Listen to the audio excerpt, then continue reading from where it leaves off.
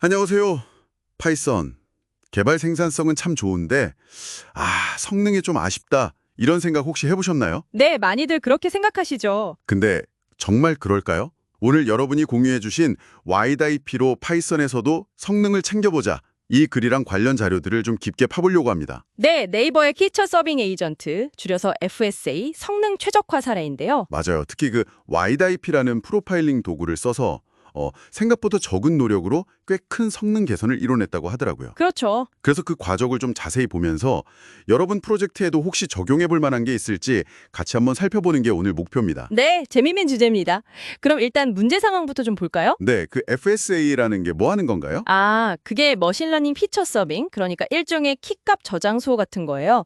네이버 피드 시스템에서 사용자한테 맞는 컨텐츠 순서 정할 때 그때 필요한 데이터를 빨리빨리 줘야 하거든요. 아하, 실시간으로 데이터를 꺼내주는 역할이군요. 근데 왜 레디스 같은 거 안 쓰고 직접 만드셨대요? 그게 거의 무한대에 가깝게 스케일아웃이 가능해야 했고 또 운영하면서 좀 더 유연하게 대처할 필요가 있었다고 합니다.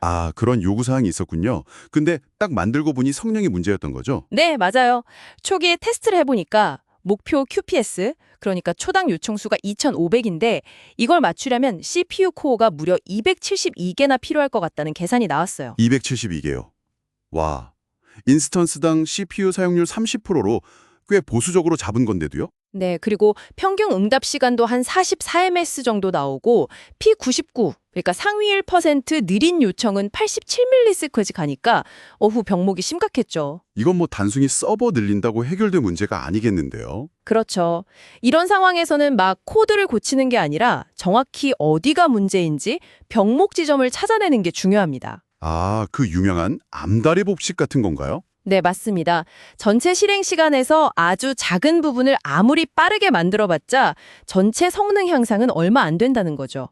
예를 들어 10% 차지하는 부분을 2배 빠르게 해봤자 전체로는 5% 개선에 그치는 거예요. 결국 제일 오래 걸리는 놈을 잡아야 한다는 거네요. 그렇죠. 핵심 병목을 공략해야 효율적인 최적화가 되는 겁니다. 그래서 이제 성능 분석 도구, 프로파일러를 쓴 거군요. 근데 파이썬에 C 프로파일러도 있고 뭐 여러 가지 있지 않나요? 왜 하필 와피였을까요? 좋은 질문인데요.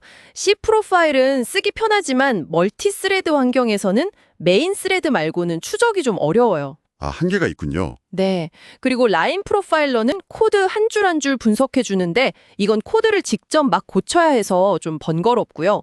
파이스파이 같은 샘플링 기반 도구는 가끔씩만 스택을 보니까 아주 정밀한 결과는 얻기 어려울 수 있죠. 음, 근데 와피는 멀티스레드나 비동기 환경도 잘 지원하고 함수 호출 하나하나를 다 추적하는 결정론적 방식이라 정확하고요. 그러면서도 사용법이 비교적 간단해서 이번 FSA 사례에는 딱 맞았던 거죠. 그렇군요. 그럼 그 와피를 패스트 API 웹 프레임워크에 붙이는 건 어땠어요? 복잡하진 않았나요? 생각보다 간단했다고 합니다. 패스트 API 미들웨어 기능을 이용해서 웹 요청이 시작될 때랑 끝날 때 야피 코드를 끼워 넣은 거죠. 미들웨어로요? 네.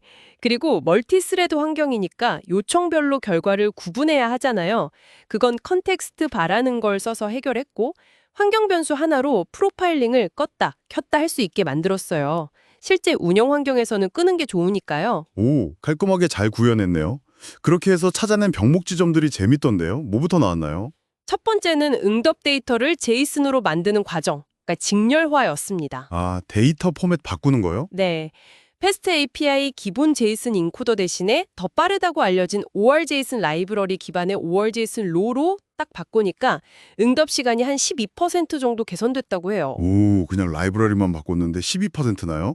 꽤 크네요. 네. 이런 작은 변화도 효과가 있는 거죠. 그 다음은요? 두 번째 병목은 뭐였어요? 두 번째는 좀 의외의 부분이었는데요.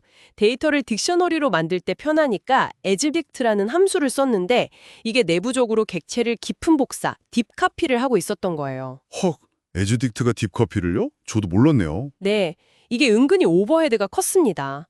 그래서 그냥 필요한 필드만 딱딱 골라서 처리하는 방식으로 바꿨더니 응답 시간이 무려 50%나 줄었다고 합니다. 와, 50%요? 편의성 뒤에 숨어있던 엄청난 비용이었네요. 그렇죠. 정말 숨겨진 함정이었죠. 세 번째 문제는 뭐였습니까? 세 번째는 DB에서 가져온 데이터를 변환하는 과정이 비효율적이었어요.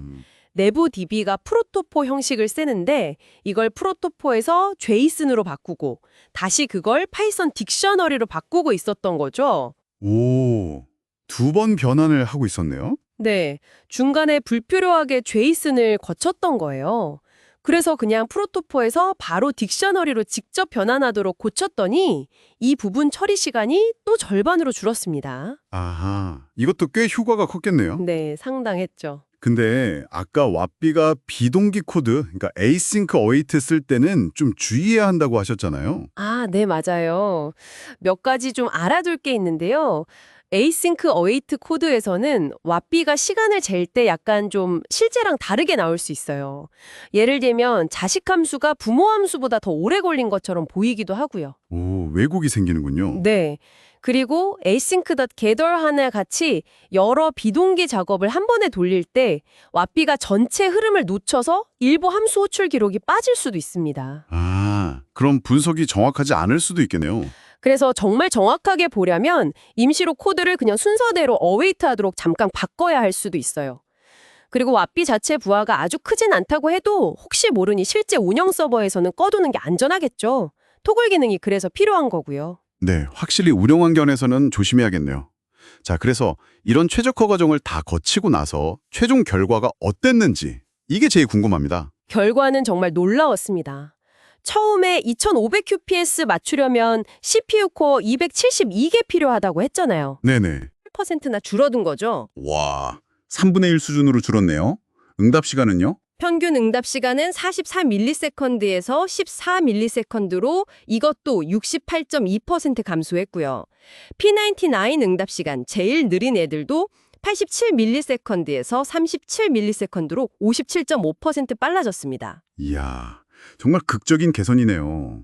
근데 저는 더 놀라운 게 이 모든 변화가 코드 딱 20여 줄을 고치고 시간도 이틀이 채 안 걸려서 이루어졌다는 거예요. 맞습니다. 이거 진짜 파이썬은 느리다는 편견을 깨는 결과 아닌가요? 정확합니다.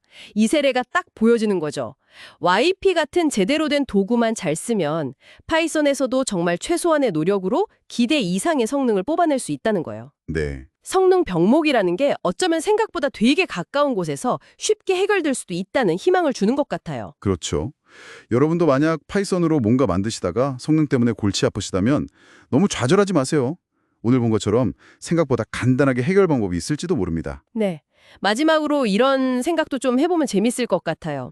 요즘 파이참 같은 유명한 개발 툴도 YP를 기본 프로파일러로 넣어줄 정도로 파이썬 성능 분석 환경이 계속 좋아지고 있잖아요. 아, 맞아요. 이런 도구들이 계속 발전하면 앞으로 파이썬이 훨씬 더 복잡하고 더 높은 성능이 필요한 시스템 개발에도 쓰이는 걸 가속화하지 않을까요? 그리고 그게 우리 개발 생태계에는 또 어떤 새로운 기회나 혹은 도전 과제를 던져주게 될까요? 오, 좋은 질문이네요. 확실히 생각해 볼 만한 지점인 것 같습니다. 오늘은 파이썬 성능 최적화 사례를 YP를 중심으로 아주 흥미롭게 파봤습니다.